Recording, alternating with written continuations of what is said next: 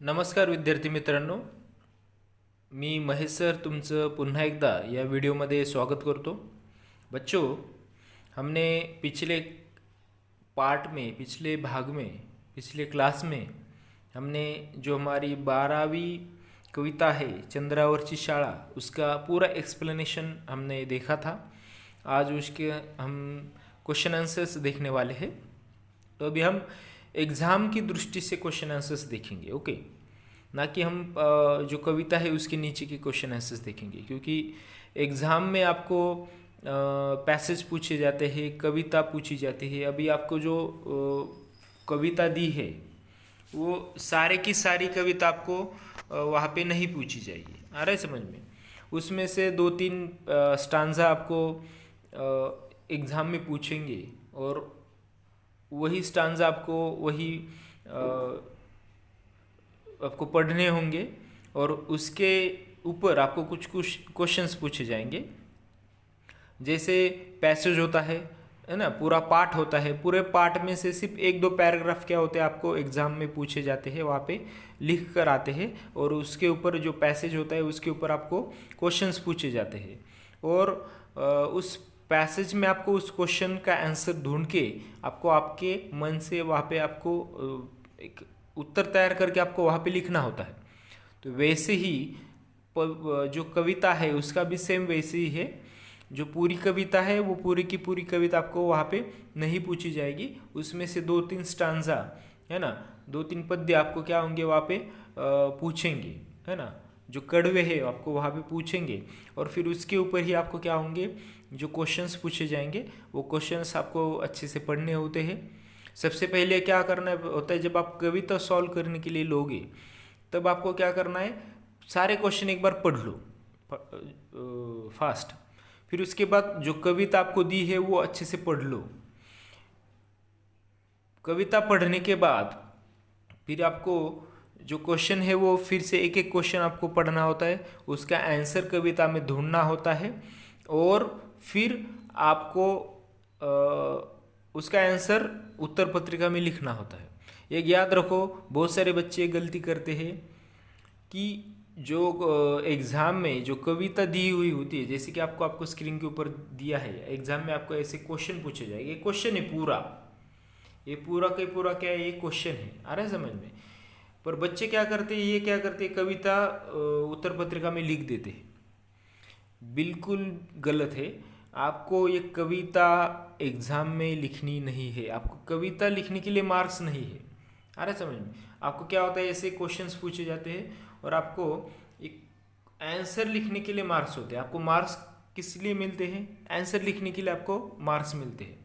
और बहुत सारे बच्चे क्या करते हैं, ये कविता लिख देते हैं, ओके। तो ये कविता लिखने के लिए आपको मार्क्स नहीं होता, आप और कविता लिखोगे तो आपका टाइम आपको जाएगा ना वहाँ पे। एग्ज़ाम में टाइम लिमिट होता है, कम टाइम में आपको वहाँ पे ज़्यादा आपको लिखना होता है, आ रहा है समझ में। लिखने के लिए थोड़ा होता है, पर आप क्या करते हैं, आपके जैसे बच्चे क्या करते हैं, काम आपका खुद ही, आप खुद का काम बढ़ा देते हो। टीचर लोगों ने आपको कितनी बार बोला है कि पैसेज बिल्कुल भी लिखना नहीं है, कविता बिल्कुल भी लिखनी नहीं है, फिर भी क्या करते हैं बच्चे, कविता लिख देते हैं उत्तर पत्रिका में। तो ये गलत बात है। कविता उत्तर पत्रिका में बिल्कुल भी लिखनी नहीं होती है, आपको वहाँ पे कविता पढ़ने के लिए दी होती है और उस कविता के ऊपर आपको ऐसे क्वेश्चन पूछे जाते हैं। देखो जैसे ही आपको क्वेश्चन दिख रहे हैं, ये क्वेश्चन पूछे जाते हैं, आ रहा समझ में। तो आपको एक क्वेश्चन पढ़ना होता है और क्वेश्चन पढ़ के उसका आंसर आपको इस कविता में ढूंढना होता है, आ रहा समझ में। और कविता जब आप आंसर ढूंढते, बहुत सारे बच्चे क्या करते हैं, उन तो कविता पढ़ते भी है, आप क्वेश्चन भी पढ़ते हो, क्वेश्चन का आंसर भी आप क्या करते हो, इसमें ढूंढते हो, अरे समझ में। जैसे कि अभी हम एक क्वेश्चन सॉल्व करके मैं आपको बताता हूँ, पीटीचा तास कसा होतो, अरे समझ में। अभी इसका पीटीचा तास कसा होतो, इसका आंसर आपको कहाँ पे मिलेगा, देखो यहाँ पे है पीटीचा तास कसा होतो ते पहाल, है ना, थोड़ा सा झूम करतो मैं, देखो पीटीचा तास कसा होतो ते पहाल, एक उडी मारताच तसेच तरंगत राहाल। अभी इस कड़वे में, इस स्टांजा में आपको उस क्वेश्चन का आंसर मिल गया, पर बहुत सारे बच्चे यहाँ पर भी गलती करते हैं। बहुत सारे बच्चे क्या करते हैं, वो चार जो लाइन्स है, ये चारों की चारों लाइन्स क्या करते हैं, आंसर की लिख देते हैं नीचे। वो क्वेश्चन लिखते हैं और क्वेश्चन के आंसर क्या करते हैं, नीचे लिख देते हैं। देखो ऐसे यहाँ पे ऐसे लिख देते हैं, पर ये गलत बात है। कविता के जैसे कि तैसे जो लाइन्स है वो आंसर के रूप में आपको बिल्कुल भी लिखना नहीं है। वो आपको कविता पढ़नी है और कविता पढ़ के आपको आपके भाषा में आप जैसे बोलते हो वैसे आपको क्या करना है, आपको एक आंसर तैयार करना है और फिर उसके नीचे आपको लिखना है। बहुत सारे बच्चे क्या करते हैं, जैसे तैसे लाइंस आंसर के रूप में लिखते हैं, फिर वहाँ पे आपका सही भी होगा तो भी आपको वहाँ पे रॉन्ग दिया जाता है, आपको 0 मार्क्स वहाँ पे दिए जाते हैं। अरे समझ में, एक गलती बिल्कुल भी करनी नहीं है। कविता जब आप सॉल्व करते हो तो कौन कौन सी गलतियाँ करते हो, सबसे पहले आप क्या करते हो, पैसेज भी लिखते हो तो ये कविता आप क्या करते हो, लिख देते हो, बिल्कुल भी कविता लिखनी नहीं है। उसके बाद दूसरी गलती आप क्या करते हो कि कविता के जैसे तैसे लाइन्स आप क्या करते हो, आंसर के रूप में लिख देते हो। ये भी गलत बात है, बिल्कुल भी कविता की जैसे कि तैसी लाइन लिखनी नहीं है। अभी देखो मैंने कैसे आंसर लिखा है ना। पीटीचा तास कसा होतो ते पाहाल, एक उडी मारतास तसेच तरंगत राहाल। अभी एक कविता के रूप में, अभी मैंने उसका अपनी बोली भाषा में कैसे कन्वर्ट करके लिखा है मैं आपको बताता हूँ। देखो उसका आंसर, क्वेश्चन था पीटीचा तास कसा होतो, है ना। ये देखो यहाँ पे, चंद्रावरच्या शाळेत पीटीचा तास तरंगत होतो, है ना। बच्चे क्या करते, तरंगते हैं, तो पीटीचा तास कैसे होता है, तरंगत होतो। ऐसे आपको लिखना है। जैसे कि तैसे लाइन आपने लिख दी तो आपको वहाँ पर 0 मार्क्स मिल जाएंगे, इतना ध्यान में रखो, है ना। तो कविता सॉल्व करना आसान भी नहीं है और मुश्किल भी नहीं है। आपको वहाँ पे क्या करना पड़ेगी, प्रैक्टिस करनी पड़ेगी, है ना। कल मराठी का पेपर है और फिर आज आपने पढ़ाई करनी शुरू कर दी तो फिर आपको बिल्कुल भी नहीं आएगा। आ रहा समझ में। आप साल भर स्कूल में जाते हो, पूरे साल भर मेहनत करो और पढ़ाई भी करते हो तो थोड़ा दिमाग लगा कर पढ़ो। आपको जो भी कुछ प्रॉब्लम्स आते हैं, आपके टीचर लोगों की हेल्प लो, आपका कोई होशियार दोस्त होगा उसकी हेल्प लो। आ रहा समझ में। पर आपको प्रॉब्लम्स आए तो सीधा टीचर के पास जाओ, मैं तो बोलता हूँ, क्योंकि आपके दोस्त होते हैं वो भी आपकी तरह ही होते हैं, उनको भी कुछ नहीं आता है, आपको भी कुछ नहीं आता है। तो इसके वजह से फिर वो उसका गलत हुआ तो फिर आप भी क्या करते हो, उसका गलत उठा लेते हो और उसकी गलतियाँ लेकर आप खुद भी गलतियाँ करते हो और आप उसकी गलतियाँ भी लेकर आगे चलते हो, फिर एग्ज़ाम में कुछ आता नहीं। तो इसलिए सबसे बेटर है आपको जो भी कुछ प्रॉब्लम से सीधा आपके टीचर के पास जाओ और टीचर के पास जाकर आपके प्रॉब्लम का सोल्यूशन लो। आ रहा है समझ में, वो सॉल्व करो प्रॉब्लम। आपके मन में मत रखो। बहुत सारे बच्चे टीचर लोगों को पूछते ही नहीं है, ये तो बहुत ही गलत बात है। पहली बात तो पढ़ाई करते नहीं हो, पढ़ाई की आपने तो प्रॉब्लम्स आएंगे आपको। जो बच्चा पढ़ाई करता है उसको प्रॉब्लम्स आएंगे, 100% आएंगे, पर जो बच्चा पढ़ाई नहीं करता उसको प्रॉब्लम्स नहीं आएंगे। जो बच्चा टीचर को क्वेश्चंस पूछते हैं ज़्यादा से ज़्यादा, इसका मतलब है वो पढ़ाई करता है। अरे तो चलो हम अभी ये क्या करते, कविता है वो सॉल्व करते। सबसे पहले आपको क्या करना है, एक क्वेश्चंस आपको पढ़ने हैं फटाक से। जैसे कि देखो मैंने प्रश्न पहिला, पुढील प्रश्नांची उत्तरे लिहा। इसमें से पहला आकडा है पीटीचा तास कसा होतो। दूसरा आहे चंद्रावरच्या शाळेत पास कधी होणार। तिसरा आकडा आहे चंद्रावरच्या शाळेत फक्त कोणाशी खेळायचे आहे। दुसरा आहे शब्दातील शेवटचे अक्षर सारखे येणारे शब्द कवितेतून शोधून लिहा। पहाल खेळा, ओके। और तीसरा क्वेश्चन है चंद्रावरच्या शाळेत अजून काय असायला हवे, कल्पना करून लिहा। ओके, तो ये मैं फटाक से मैंने पढ़ा, पर मेरी मराठी अच्छी इसलिए मैंने पढ़ा, पर आपकी मराठी अच्छी नहीं, इसलिए आपको प्रैक्टिस करनी पड़ेगी। ज़्यादा से ज़्यादा जो क्वेश्चन पेपर है वो आपको सॉल्व करने पड़ेंगे। आ रहा है समझ में, तो ही आपको ये आएगा। अभी आपने क्वेश्चन, मैंने कविता के पहले क्वेश्चंस क्यों पढ़े, क्योंकि जब आप क्वेश्चन पढ़ लेते हो तब आप जब कविता पढ़ते हो तब आपकी समझ में आता है कि हाँ अभी इस स्टांजे के ऊपर क्या हुआ है, क्वेश्चन पूछा गया है, तो आपके दिमाग में रहता है। आ रहा है समझ में। तो देखो मैं अभी क्या करता हूँ, ये पढ़ता हूँ। पीटीचा तास कसा होतो ते पहाल, एक उडी मारताच तसेच तरंगत राहाल। ओके, दाबायची बटणे एवढाच फक्त अभ्यास, चंद्रावरती पोहोचलात की झालातच पास, है ना. उसके बाद है अशी असेल भारी चंद्रावरची शाळा, चंद्रावरच्या शाळेत फक्त चांदण्यांशीच खेळा. ओके, तो ये मैंने पढ़ लिया. तो उसके बाद मैं क्या करूँगा, क्वेश्चंस लूँगा. क्वेश्चन फिर से पहला क्वेश्चन पढ़ूंगा. पीटीचा तास कसा होतो, उसका मैं क्वेश्चन लिखूंगा, आंसर लिखूंगा. अभी आप 8-9 तक आपको क्वेश्चन आंसर्स लिखने होते, पर जब आप 10th में जाओगे तब आपको क्वेश्चन भी लिखने की ज़रूरत नहीं होती. सिर्फ आपको क्या होते हैं, ये जो क्वेश्चन के नंबर्स होते हैं वो अच्छे से डालने होते हैं, और फिर आप डायरेक्ट क्या करते हो, वहाँ पे आंसर लिख सकते हो. क्वेश्चन का नंबर डालकर सिर्फ आप क्या कर सकते हो, डायरेक्ट आंसर लिख सकते हो. पर ये प्रैक्टिस के लिए, इसलिए आप मैं बोलता हूँ आप क्वेश्चन भी लिखो और आंसर भी लिखो. अरे समझ में. पर 10th के एग्ज़ाम में आपको उतना टाइम रहता नहीं है. आप क्वेश्चन लिखने के लिए भी आपको मार्क्स नहीं होते, क्वेश्चन के आंसर्स लिखने के लिए आपको मार्क्स होते. इसलिए क्या करते टीचर लोग आपके 10th के बताते हैं, तो आप क्या करो, ये नंबर लिखो क्वेश्चन का. अच्छा, प्रश्न पहला यहाँ पे होगा तो प्रश्न पहला अच्छे से लिखो, उसके नीचे ये आंकड़ा डालो, फिर डायरेक्ट आंसर लिखो. उत्तर करके आप आंसर वहाँ पे लिख सकते हो, है ना. तो इससे क्या होगा कि आपका टाइम बचेगा, आपको क्वेश्चन ये करोगे. तो चलो यहाँ पे देखो, मैंने लिखा है पीटीचा तास कसा होतो, तो उसका आंसर मैं क्या करूँगा, इसमें ढूंढूंगा. तो यहाँ पे है पीटीचा तास, इस पॅराग्राफ में ढूंढूंगा. पहिले पीटीचा तास कसा होतो ते पाहाल, एक उडी मारताच तसेच तरंगत राहाल. मैं जैसे तैसी लाइन इसमें नहीं लिखूंगा, मैं क्या करूँगा, मेरे मन से यहाँ पे लिखूंगा. देखो, चंद्रावरच्या शाळेत पीटीचा तास तरंगत होतो. ऐसे आपको क्या करना है, क्वेश्चन आंसर्स लिखने. और क्वेश्चन और आंसर्स लिखने के बाद एक लाइन छोड़नी है कंपलसरी. ये आपको क्यों छोड़नी है, क्योंकि वो अच्छा दिखता है. आप ऐसे सट के लिखोगे सारा क्वेश्चन आंसर्स तो ये वो अच्छा नहीं लगेगा. अरे समझ में. तो क्वेश्चन और आंसर्स जब आप लिखते हो, ये आंसर आपका एक लाइन में हो, 2 लाइन में हो या 3 लाइन में हो, जब भी आपका आंसर जहाँ पर भी ख़त्म होता है उसके बाद आपको एक लाइन छोड़नी, मतलब छूटनी है. वो आपको दिखने में भी अच्छा लगेगा, और जो टीचर आपका क्वेश्चन आंसर शीट चेक करेंगे उनको चेक करने में भी आसानी होगी. और हैंडराइटिंग मराठी में भी अच्छी निकालनी है. आपने गंदा लिखा, व्याकरण का भी ध्यान लेकर, काना मात्रा जो मात्राएं होती है उसका भी ध्यान देकर आपको लिखना होता है. बहुत सारी चीज़ें होती है लैंग्वेज के पेपर में लिखने के लिए और समझने के लिए.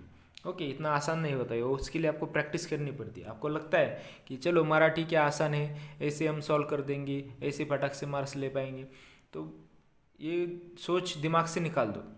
व्याकरण आपको अच्छा होना चाहिए, आपका हैंडराइटिंग अच्छा होना चाहिए, आपको आंसर, क्वेश्चन आंसर्स आपको पढ़कर समझ में आने चाहिए, उसका आंसर्स आपको लिखना चाहिए. बहुत सारी चीज़ें होती है मराठी में. इसलिए मैं बोलता हूँ कि मराठी एक स्कोरिंग सब्जेक्ट है 10th के लिए. ओके, तो अभी से आप क्या करो, आप 6वीं 7वीं में हो तो अभी से ही आप क्या करो, मराठी सब्जेक्ट के ऊपर थोड़ा ध्यान दो, और ज़्यादा से ज़्यादा आपको मार्क्स मिलेंगे 10th के एग्ज़ाम में, 12th के एग्ज़ाम में. आ रहा है समझ में. ये स्कोरिंग सब्जेक्ट है. आपके मराठी में आपको अच्छे से मार्क्स मिले, हिंदी में आपको अच्छे से मार्क्स मिलते हैं, पर मराठी में भी आपको अच्छे से मार्क्स मिले तो आपके परसेंटेज जो है 10th में वो बढ़ सकते हैं. फिर 11th में आपको अच्छा कॉलेज मिलेगा, आपको अच्छा साइड मिलेगा. अरे समझ में. तो है दूसरा क्वेश्चन है, चंद्रावरच्या शाळेत पास कधी होणार. चंद्रावरच्या शाळेत पास कधी होणार. देखो इसका आंसर है यहाँ पे. देखो दाबाई इस स्टांजा में है, दाबाईची बटणे एवढाच फक्त अभ्यास, चंद्रावरती पोहोचलात की झालातच पास, है ना. इस स्टांजा में है. अभी आपको आपके मन से ऐसे लिखना है. देखो, चंद्रावरच्या शाळेत चंद्रावरती पोहोचताच पास होणार, है ना. अभी क्वेश्चन का सहारा लेकर भी आप क्या कर सकते हो, यहाँ पे आंसर लिख सकते हो. क्या है, चंद्रावरच्या शाळेत पास कधी होणार आहे ना ऊपर, तो चंद्रावरती पोहोचताच, ये आंसर है. चंद्रावरती पोहोचताच पास होणार. देखो, पास होणार कधी, ये क्वेश्चन पूछने वाला वर्ड है ना. चंद्रावरती शाळेत, चंद्रावरती पोहोचताच पास होणार, ऐसे आप मतलब जो क्वेश्चन होता है वो क्वेश्चन का सहारा लेकर भी आप क्या कर सकते हो, वहाँ पे आंसर तैयार कर सकते हो. अरे समझ में. तीसरा क्वेश्चन है, चंद्रावरच्या शाळेत फक्त कोणाशी खेळायचे आहे? चंद्रावरच्या शाळेत फक्त कोणाशी खेळायचे आहे? उसका आंसर यहाँ पे दिख रहा है, इस स्टांजा में है। अशी असेल भारी चंद्रावरची शाळा, चंद्रावरच्या शाळेत फक्त चांदण्यांशीच खेळा। ओके, तो किसके साथ खेलना है आपको? सिर्फ चांदनी के साथ खेलना है। देखो, चंद्रावरच्या शाळेत फक्त चांदण्याशीच खेळा है ना। चंद्रावरच्या शाळेत फक्त क्या करा? चंद्रावरच्या शाळेत फक्त चांदण्यांशीच खेळायचे आहे। आपको आंसर्स ऐसे लिखने आने चाहिए। मैं फिर से बोल रहा हूँ, आप प्रैक्टिस करो, लिखने की कोशिश करो। एक दो बार आपका गलत होगा।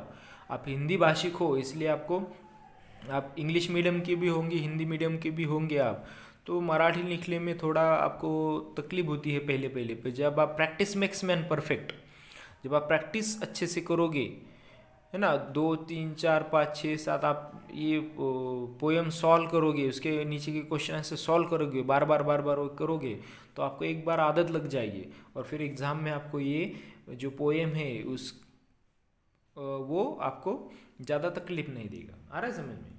ऐसे है। अभी ये हमने पहला क्वेश्चन सॉल्व कर लिया है, अभी दूसरा क्वेश्चन है ये। ओके, ये भी हम सॉल्व करेंगे। यहाँ पे है देखो, शब्दातील शेवटचे अक्षर सारखे येणारे शब्द कवितेतून शोधून लिहा। शब्दातील शेवटचे अक्षर सारखे येणारे शब्द कवितेतून शोधून लिहा।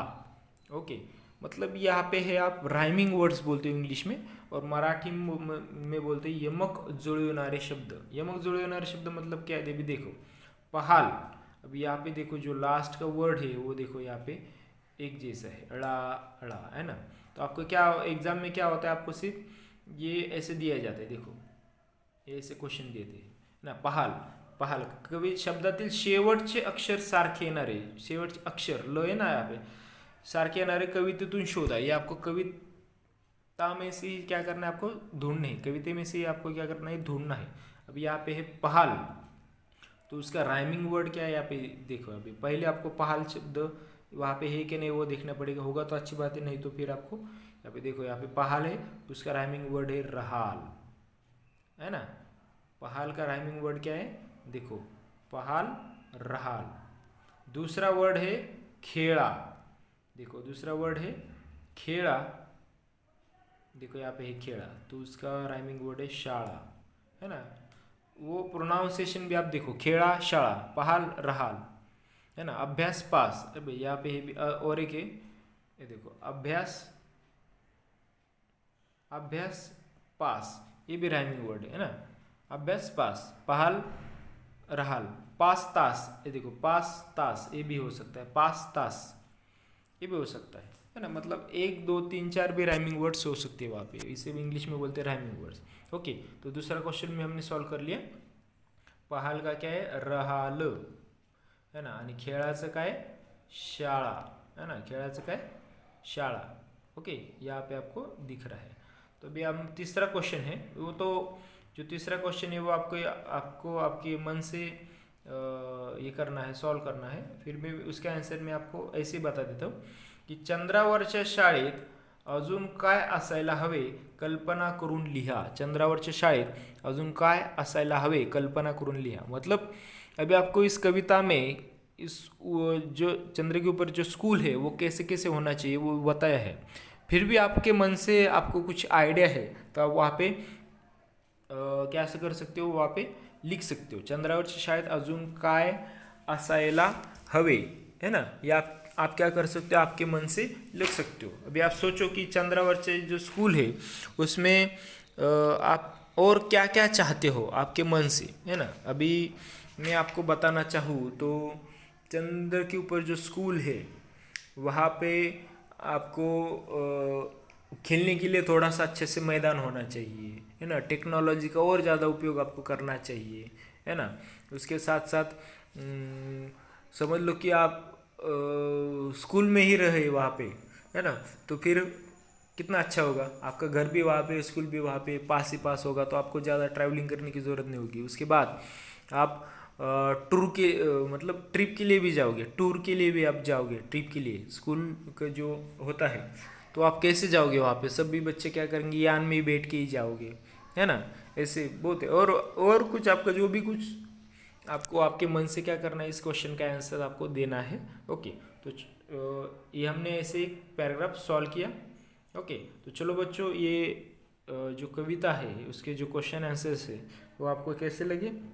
सभी बच्चे ऐसे क्वेश्चन आंसर्स लिखेंगे और प्रैक्टिस करेंगे। ओके, तो इस वीडियो में इतना ही।